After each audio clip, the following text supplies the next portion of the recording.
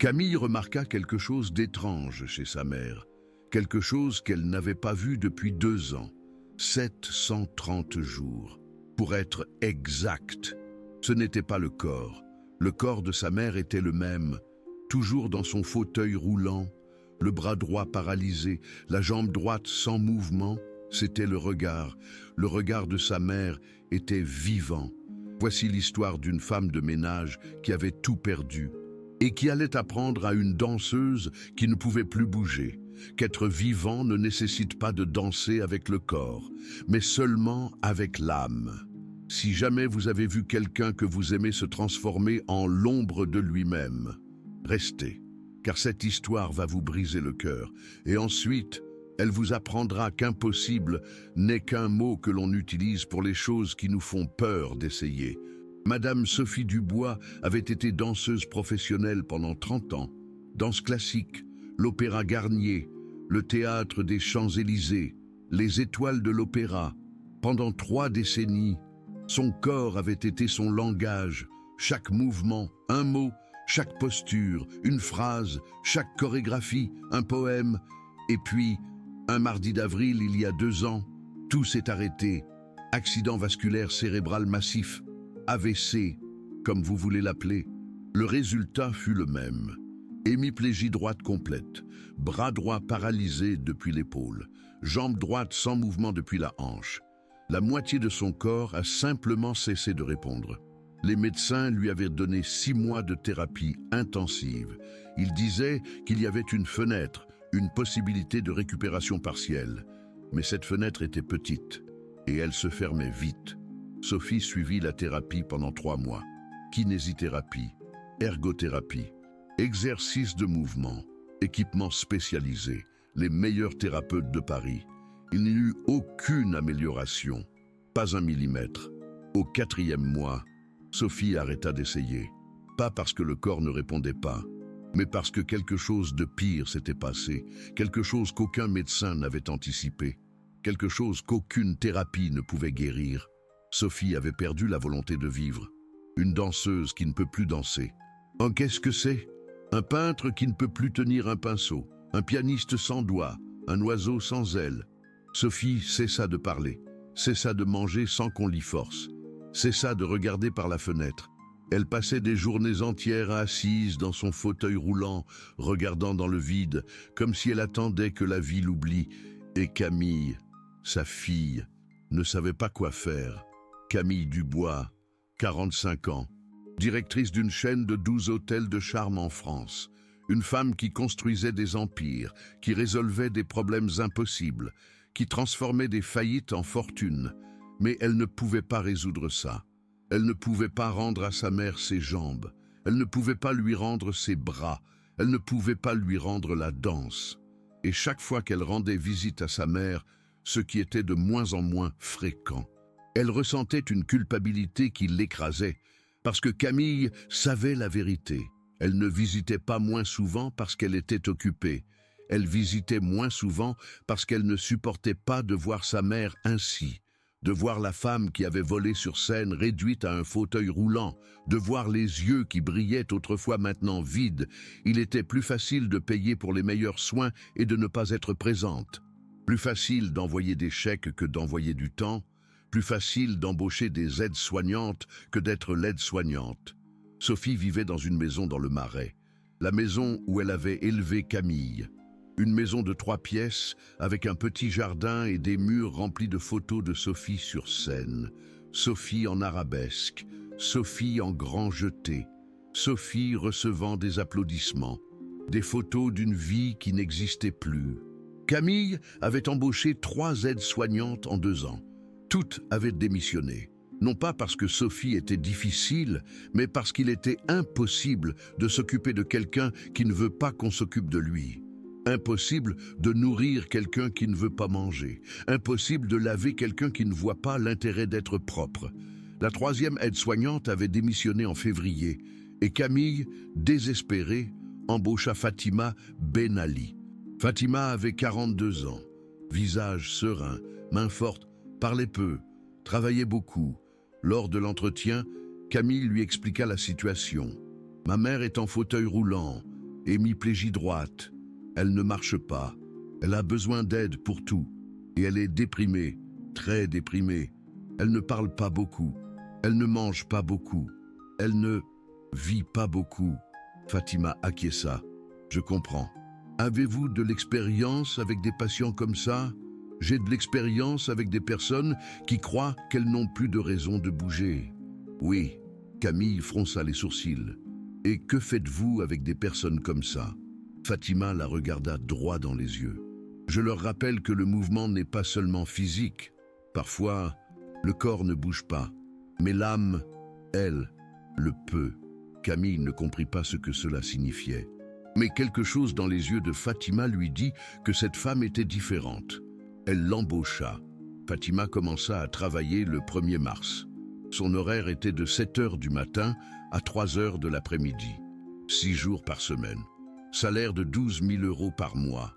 Ses responsabilités étaient simples. Préparer le petit déjeuner de Sophie, l'aider à se laver, l'habiller, lui donner ses médicaments, lui préparer le déjeuner, maintenir la maison propre. Tâches basiques, rien d'extraordinaire. Pendant les 2 premières semaines, Fatima fit exactement cela. Elle arrivait à 7 heures pile, préparait le petit déjeuner, aidait Sophie, nettoyait la maison, partait à 3 heures. Sophie restait la même, silencieuse, vide, absente. Mais Fatima ne se décourageait pas. Chaque matin, en aidant Sophie à se laver, elle lui parlait. « Bonjour Sophie, il fait beau aujourd'hui. Le jardin est joli. Aimeriez-vous qu'on ouvre la fenêtre après le petit déjeuner ?» Sophie ne répondait pas, mais Fatima continuait. « Je vois que vous avez des photos au mur. Vous étiez danseuse, n'est-ce pas? C'est magnifique. Le ballet, c'est comme de la poésie en mouvement. Silence. » Mais Fatima n'abandonnait pas. Et puis, dans la 3e semaine, quelque chose changea. Camille vint rendre visite à sa mère un dimanche matin.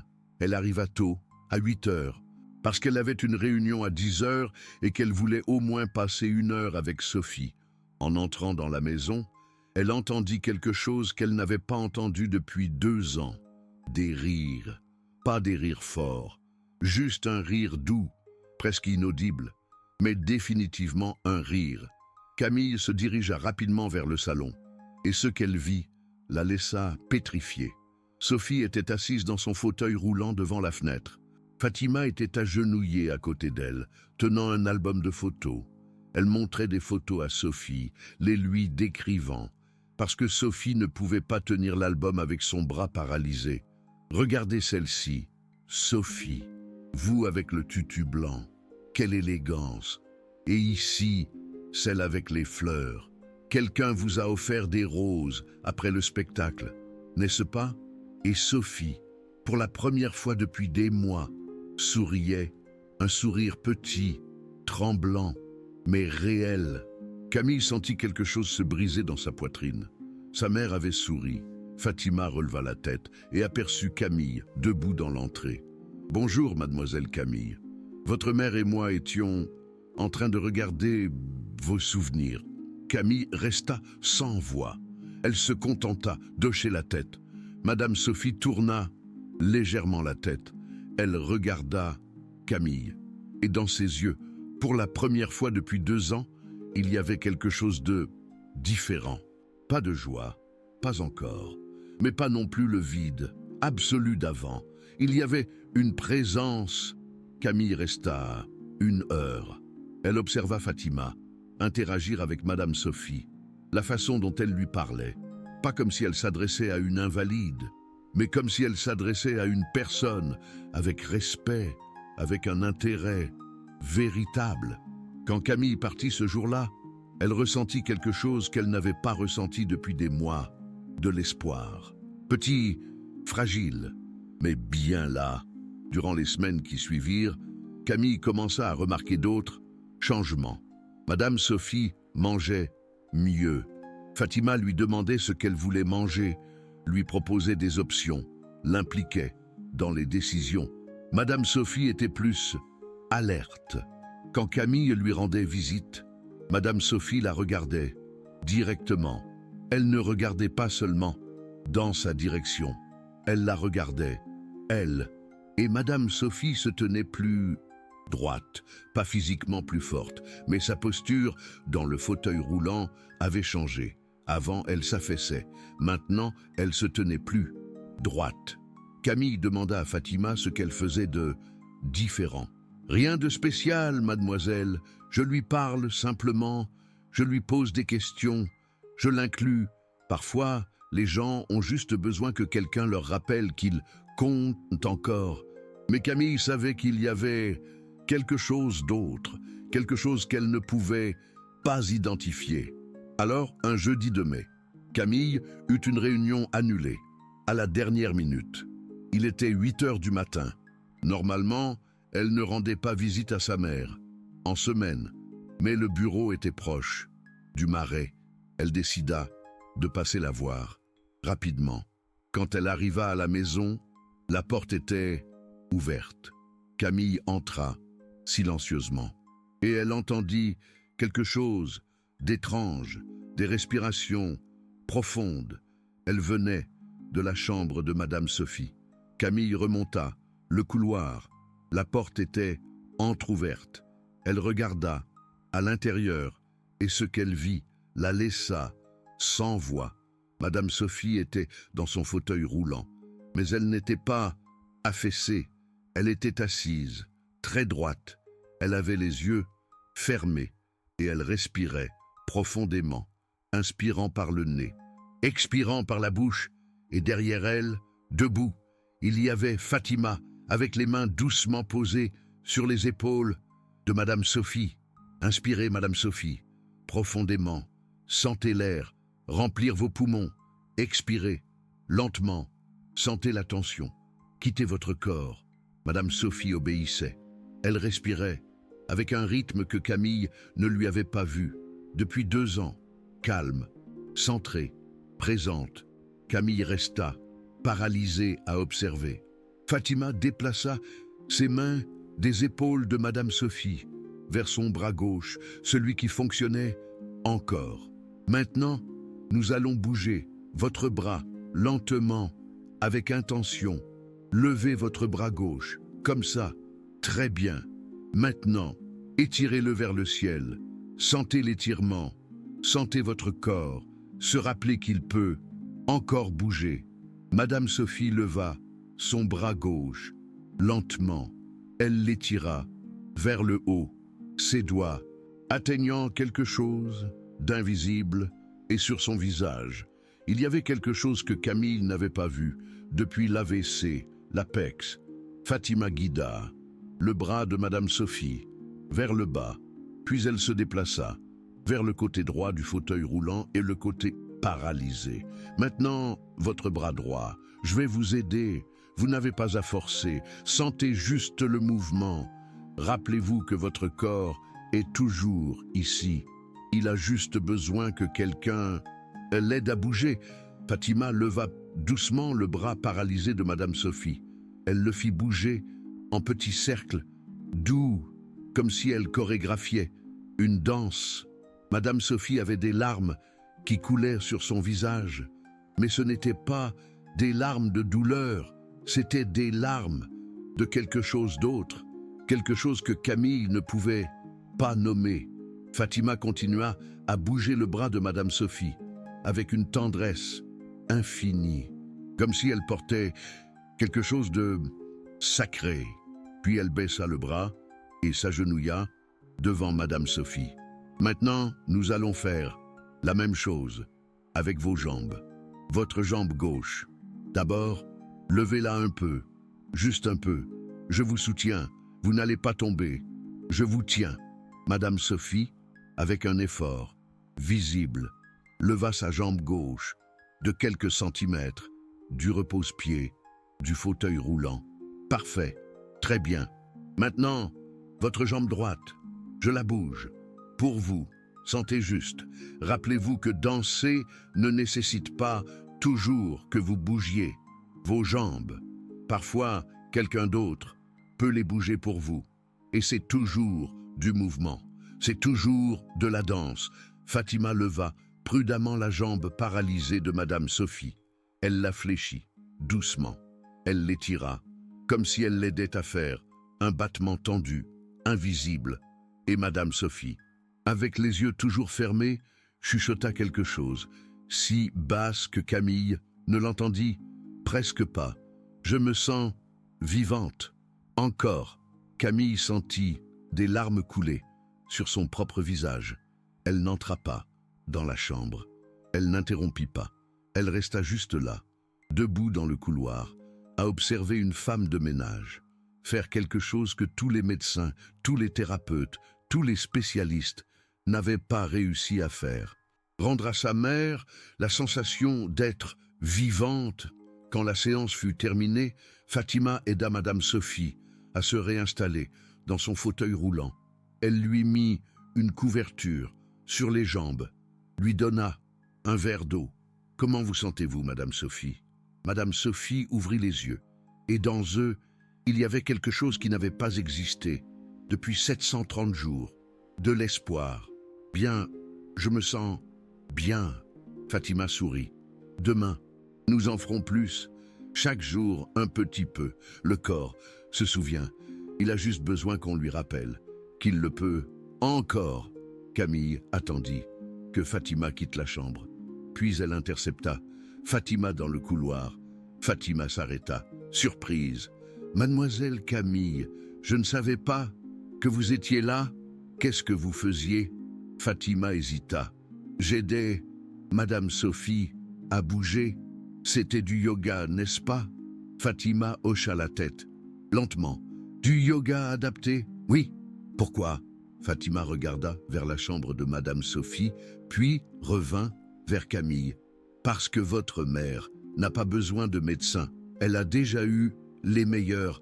Ce dont elle a besoin, c'est de se rappeler qu'être en fauteuil roulant ne signifie pas être morte, que son corps existe toujours, qu'elle peut toujours bouger, même si quelqu'un d'autre doit la bouger, et que le mouvement est la vie. Toujours. Depuis combien de temps faites-vous ça ?» Fatima baissa le regard. 6 semaines. Camille sentit quelque chose se serrer dans sa gorge. 6 semaines, 42 jours, 42 jours, pendant que Camille construisait des hôtels et concluait des contrats, cette femme avait rendu à sa mère quelque chose que l'argent ne pouvait pas acheter. Et elle s'est améliorée. Fatima releva le regard. Physiquement, peu. Le bras droit ne bouge toujours pas. Seule, la jambe droite non plus. Mais émotionnellement, regardez ses yeux. Mademoiselle Camille, vous voyez la différence ? Camille avala sa salive. Oui, je vois la différence. C'est ça, le miracle. Pas que le corps guérisse, mais que l'âme veuille vivre encore. Camille ne sut que répondre. Elle resta debout dans le couloir, fixant une employée de maison qui lui enseignait quelque chose, que toutes ces années dans les affaires ne lui avaient jamais appris, qu'il y a des choses que l'argent ne peut pas acheter et que parfois, les personnes les plus sages n'ont pas de titre. Elles ont seulement des cœurs qui voient ce que les autres ne peuvent pas voir. Si cette histoire vous touche, c'est bien, parce que ce qui va suivre est encore plus fort. Parce que Camille va découvrir exactement combien Fatima a sacrifié pour rendre la vie à sa mère. Et elle va comprendre que les vrais miracles ne se présentent pas sous forme de guérison. Ils se présentent sous forme de personnes qui refusent d'abandonner. Après ce jour, Camille commença à arriver tôt chez sa mère. Pas tous les jours, mais 1 ou 2 fois par semaine, toujours à 8 heures du matin, toujours en silence. Et elle restait toujours dans le couloir, à observer. Elle vit Fatima guider Sophie à travers des respirations profondes. Pranayama, c'est ce que Fatima appela ça quand Camille le lui demanda plus tard. Contrôle de la respiration, le fondement du yoga. Elle vit Fatima déplacer le bras paralysé de Sophie en cercle lent, lui parlant tout le temps. Sentez le mouvement. Sophie, votre bras est toujours connecté à votre cerveau. Le chemin est juste bloqué. Mais nous pouvons rappeler au corps qu'il existe toujours. Elle vit Fatima fléchir doucement la jambe paralysée de Sophie, l'étirant, la pliant. comme si elle l'aidait à faire une barre de ballet invisible. Et elle vit quelque chose d'autre, quelque chose qui la déchira, d'une façon qu'elle n'avait pas prévue. Elle vit le visage de sa mère se transformer pendant ces séances, les yeux fermés, les larmes coulant, mais pas des larmes de douleur, des larmes de libération, comme si pendant 45 minutes, chaque matin, Sophie cessait d'être une femme paralysée dans un fauteuil roulant et redevenait une danseuse. Une danseuse qui ne pouvait pas bouger seule, mais qui bougeait malgré tout.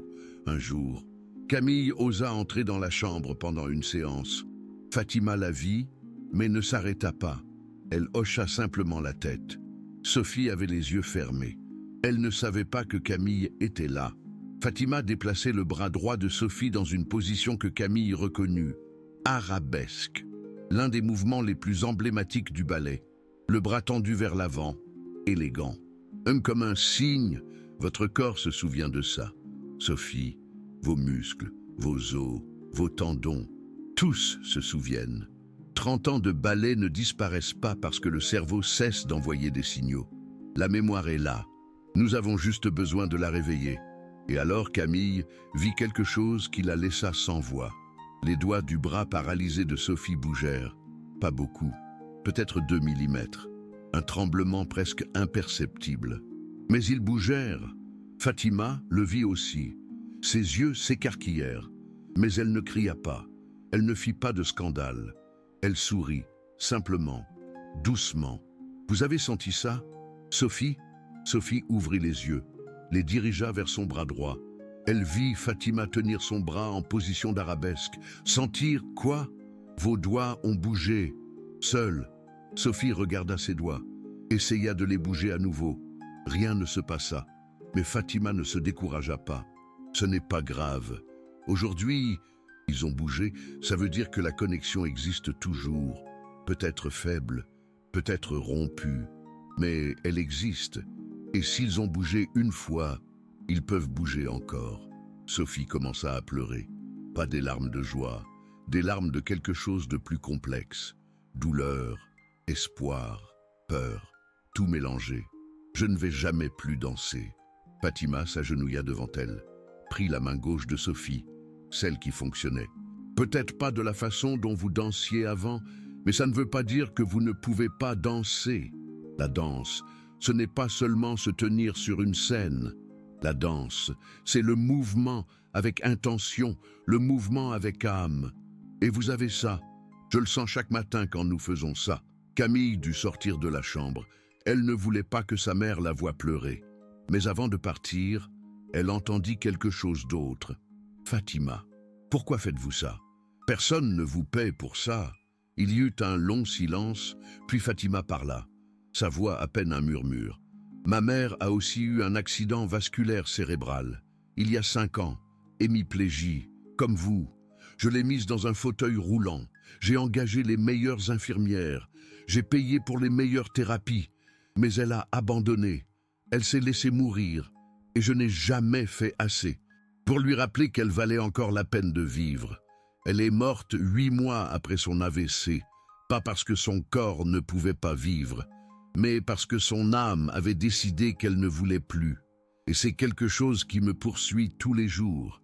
Alors, quand je vois quelqu'un en fauteuil roulant avec ce même regard vide, je dois essayer. Je dois leur rappeler qu'il vaut la peine de bouger, même si quelqu'un d'autre doit les bouger. Camille sortit de la maison et s'assit dans sa voiture dans la rue pendant 20 minutes, en pleurant, parce qu'elle comprit quelque chose qu'elle n'avait jamais compris avant. Fatima n'aidait pas Sophie pour l'argent. Elle aidait Sophie pour sauver sa propre mère, rétroactivement, à travers une autre femme, à travers le temps. C'était sa façon de se racheter. Et Camille, qui avait payé pour les meilleurs soins, mais n'avait jamais été présente, comprit que c'était exactement ce qu'elle avait fait aussi, éviter, payer pour ne pas avoir à ressentir.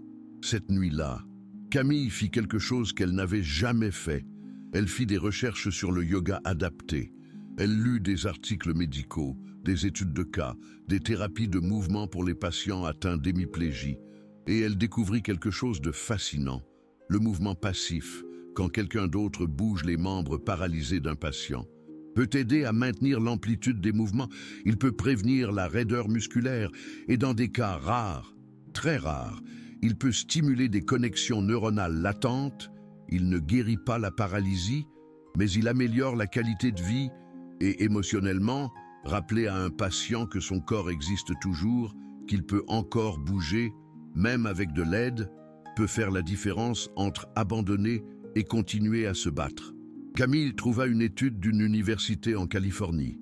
Des patients atteints d'hémiplégie qui ont reçu du yoga adapté pendant 6 mois ont montré une amélioration significative de leur humeur, réduction de la dépression, augmentation de la volonté de participer à des thérapies conventionnelles. Ils n'ont pas retrouvé une mobilité complète, mais ils ont retrouvé l'espoir.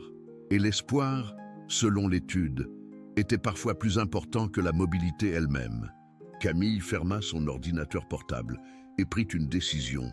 Le lendemain, elle arriva à la maison de sa mère à 7 heures du matin, avant l'arrivée de Fatima. Sophie était réveillée, assise sur son lit. Camille l'aida à se déplacer dans le fauteuil roulant, quelque chose qu'elle n'avait jamais fait auparavant.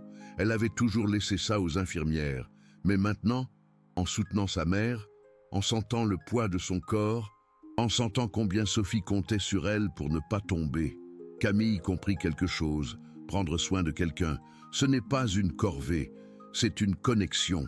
Quand Fatima arriva à 7 heures, Camille l'attendait dans le salon. Fatima s'arrêta, surprise. « Mademoiselle Camille, tout va bien ? » ?»« Oui, je veux vous parler. Asseyez-vous, s'il vous plaît. » Fatima s'assit, nerveuse. « Je veux que vous m'enseigniez. »« M'enseigner ? Quoi ? Ce que vous faites avec ma mère, le yoga adapté ? Je veux apprendre. Je veux pouvoir le faire moi aussi. » Fatima cligna des yeux, confuse. « Pourquoi ? » ?»« Parce que je me suis rendu compte de quelque chose.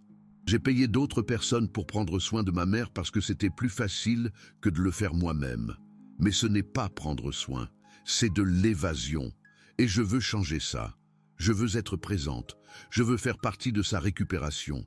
Même si ce n'est pas une récupération physique, même si ce n'est qu'une récupération émotionnelle, je veux être là. » Fatima sourit, un sourire petit, mais génuin. « Votre mère va être très heureuse. » Et ainsi commença quelque chose d'extraordinaire. Pendant les semaines qui suivirent, Fatima enseigna à Camille comment soutenir le bras paralysé, comment le bouger avec délicatesse, comment guider la respiration, comment parler à Sophie pendant les séances. Camille commença à arriver à 7 heures du matin 3 fois par semaine. Elle participait aux séances avec Fatima, apprenant, pratiquant. Et Sophie, en voyant sa fille là, présente, participant, commença à changer encore plus.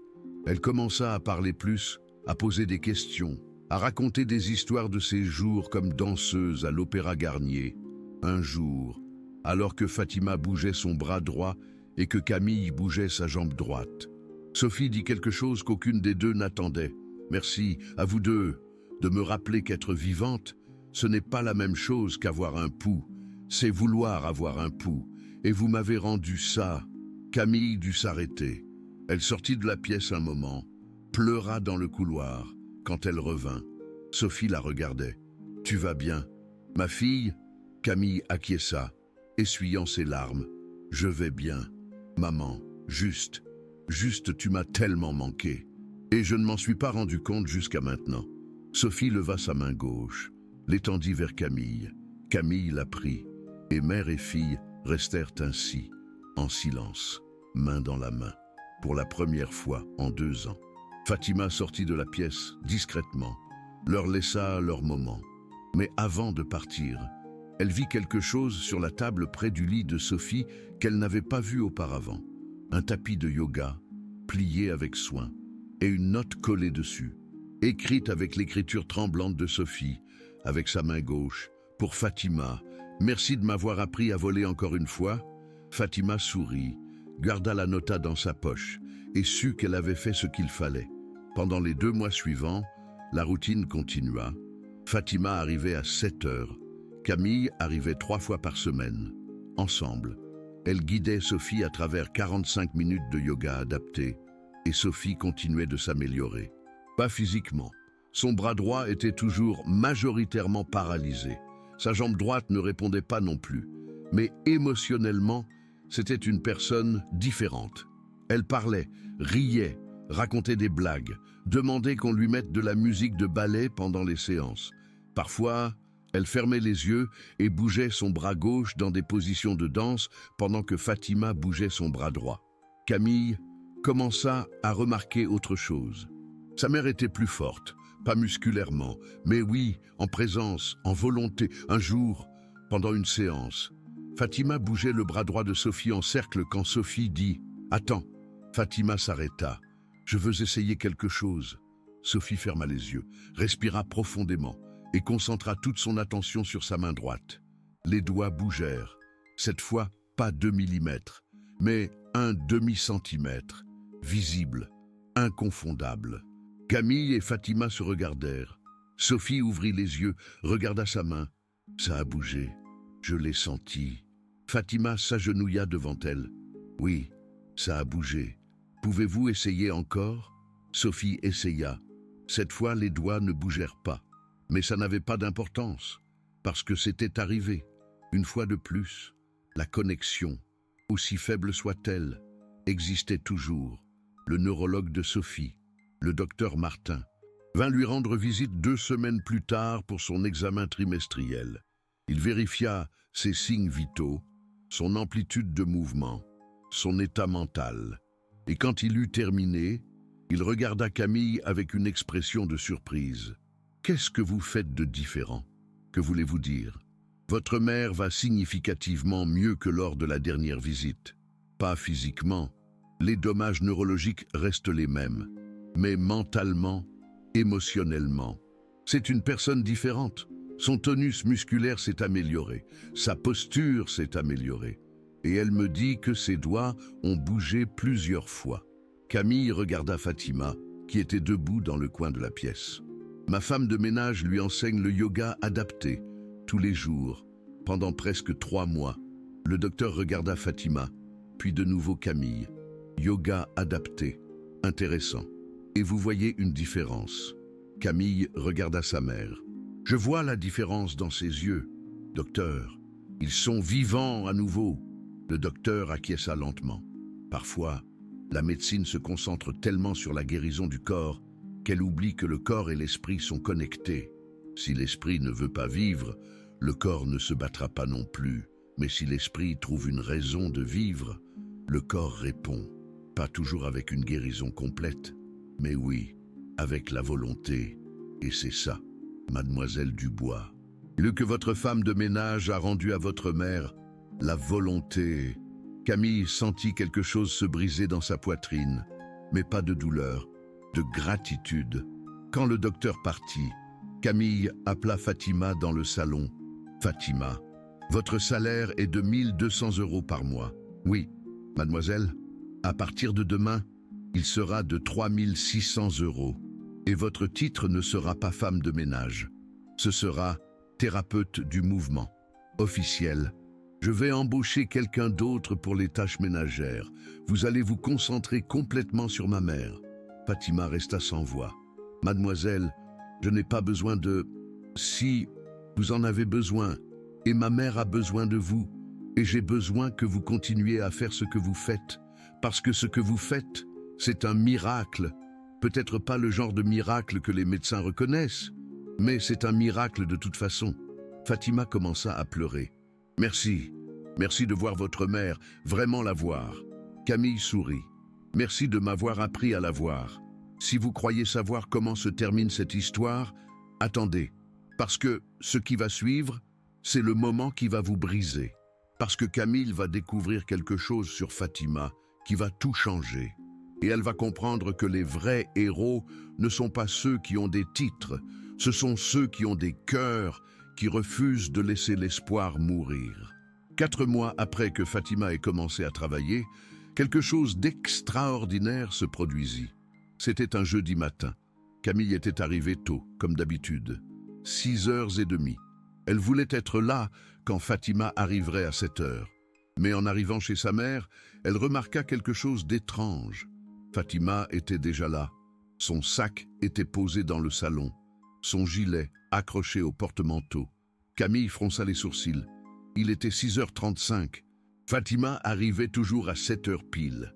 Elle se dirigea vers la chambre de Madame Sophie. La porte était fermée, mais elle entendait des voix à l'intérieur.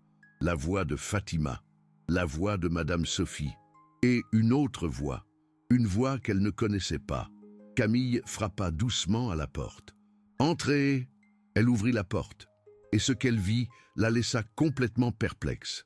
Fatima se tenait debout près du fauteuil roulant de Madame Sophie, et sur le sol, sur un tapis de yoga, il y avait une autre personne, une femme, peut-être une 60aine d'années, également en fauteuil roulant, mais maintenant allongée sur le tapis.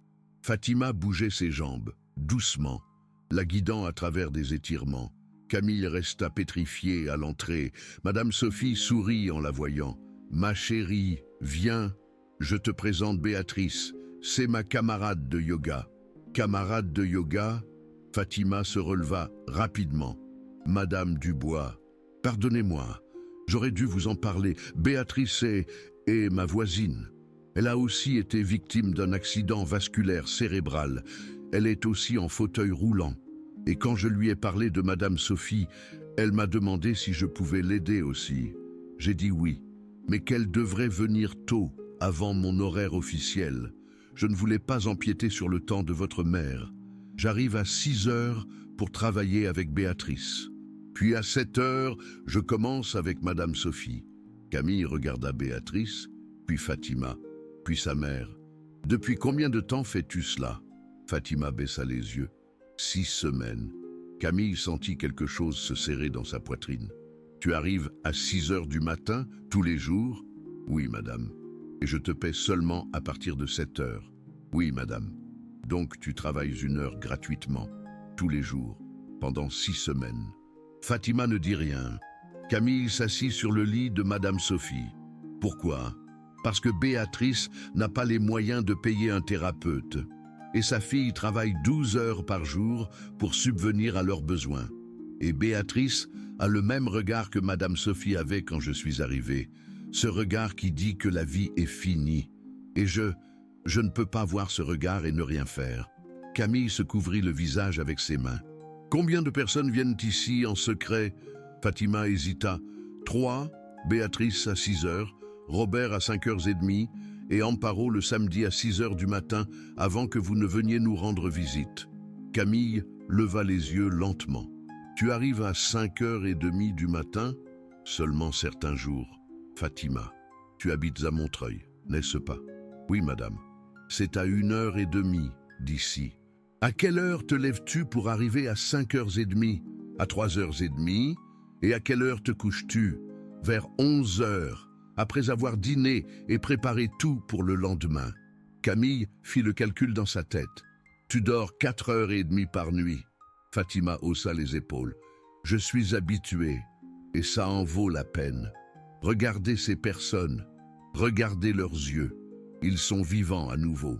Camille regarda Béatrice. La femme la regardait avec une expression d'espoir. S'il vous plaît, ne la renvoyez pas. Fatima est la seule raison pour laquelle je veux encore me réveiller le matin. Camille sentit des larmes couler sur son visage. Je ne vais pas la renvoyer, mais ça va s'arrêter. Béatrice pâlit. Camille continua. Parce que Fatima ne va plus travailler gratuitement, et elle ne va plus dormir 4 heures par nuit non plus.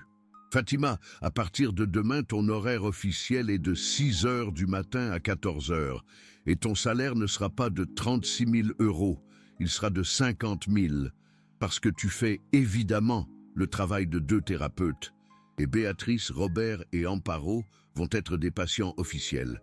Je vais couvrir leurs séances, gratuitement pour eux, mais payé pour Fatima. Fatima resta sans voix. Madame, je ne peux pas accepter. Si tu peux, et tu vas accepter. Parce que ce que tu fais n'est pas seulement aider ma mère, c'est changer des vies, et ça vaut beaucoup plus que 50 000 € par mois, mais c'est le minimum que je puisse faire. Madame Sophie commença à applaudir avec sa main gauche. la frappant contre sa jambe. Béatrice applaudit aussi. Et Fatima, pour la première fois depuis que Camille la connaissait, s'effondra. Elle pleura, pas des petites larmes, des sanglots profonds qui secouaient tout son corps. Camille se leva, elle prit Fatima dans ses bras, et en la serrant contre elle, elle comprit quelque chose de profond. Cette femme n'était pas une simple aide à domicile qui faisait du yoga.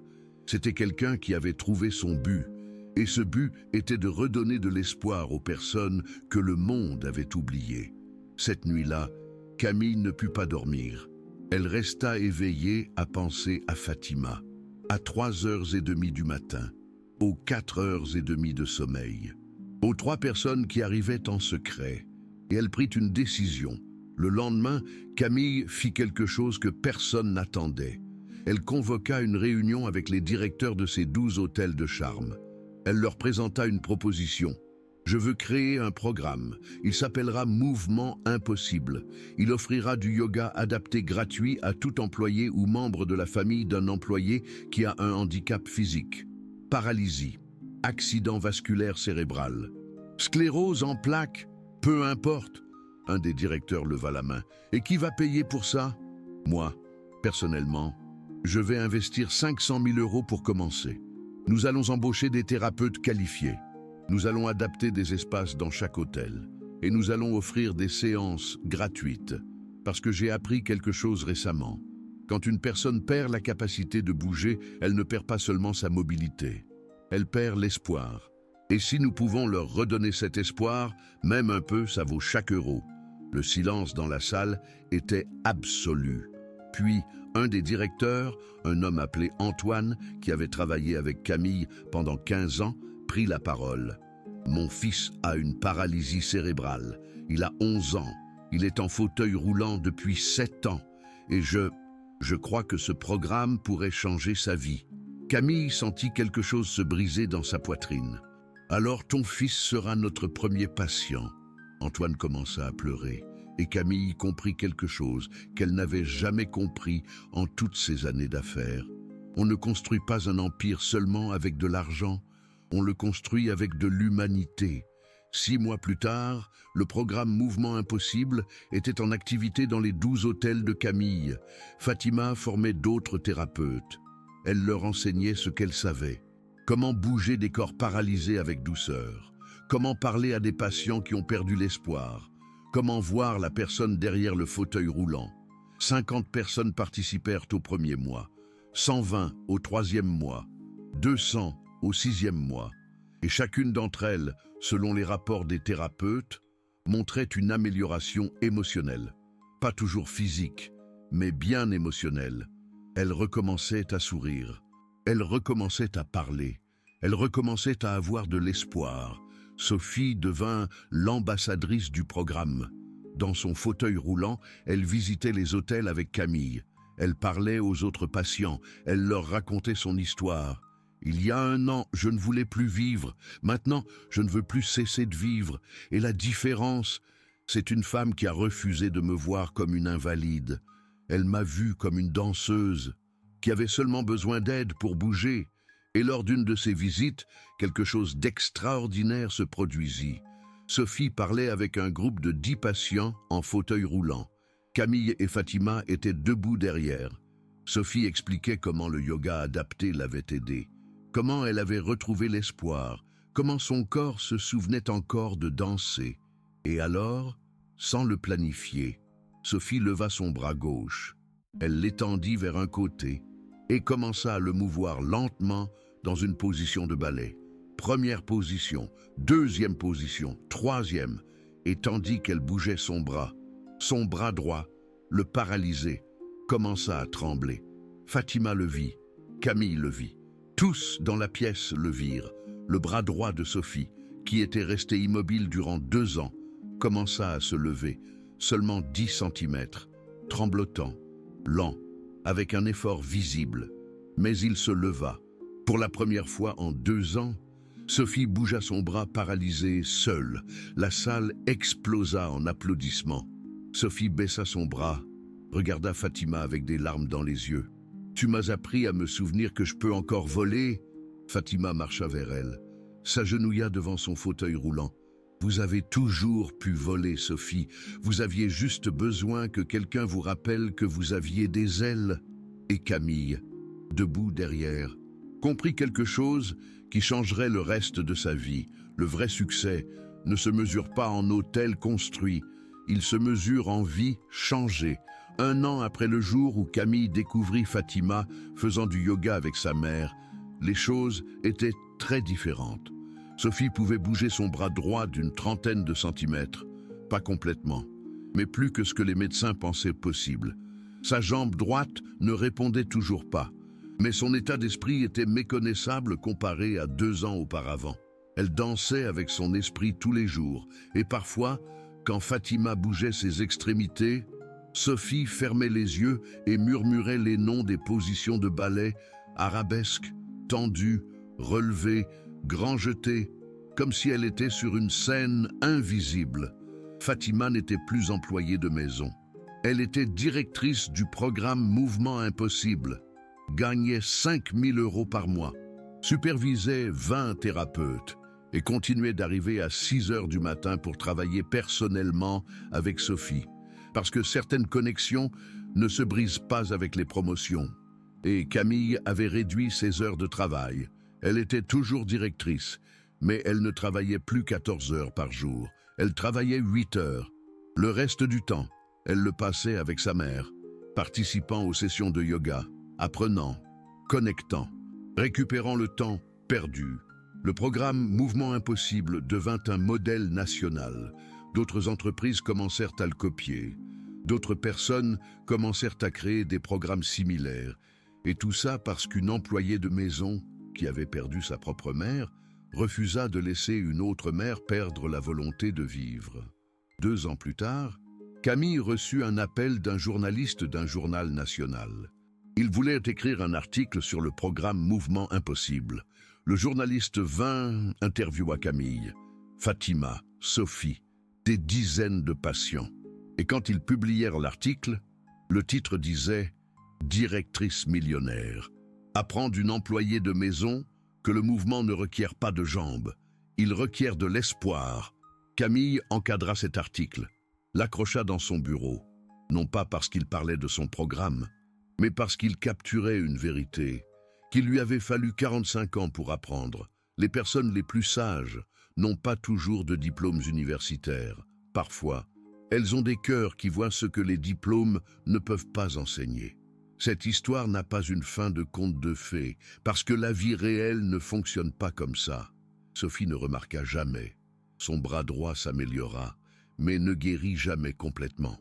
Sa jambe droite resta paralysée, mais Sophie recommença à vivre, et ça, pour elle, c'était suffisant. Fatima ne récupéra jamais sa mère, mais sauva des dizaines d'autres mères, pères, enfants, personnes en fauteuil roulant qui pensaient que leur vie était terminée.